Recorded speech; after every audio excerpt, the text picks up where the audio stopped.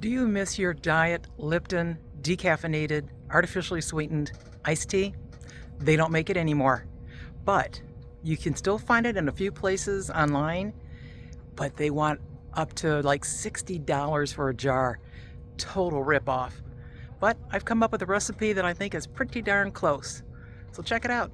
You can make it yourself using decaffeinated iced tea bags for family size, some stevia.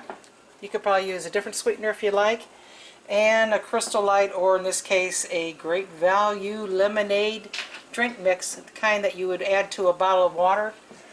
But this is going to make a whole pitcher. I got a 72-ounce pitcher here with water. I'm going to add 6 tea bags in here. My water is just tap cool.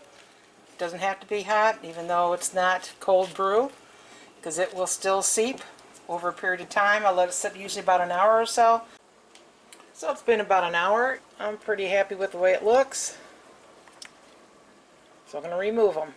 Now I'm going to add my 1 packet of lemonade, sugar-free, 1/4 cup stevia, sugar-free. Mix it up, put it in the refrigerator, and that's the closest I could find to the Lipton tea that I loved before. Thanks for watching. If you liked the video, please give us a thumbs up. We'd love to hear from you in the comments below, even if it's just to say hi. Don't forget to subscribe.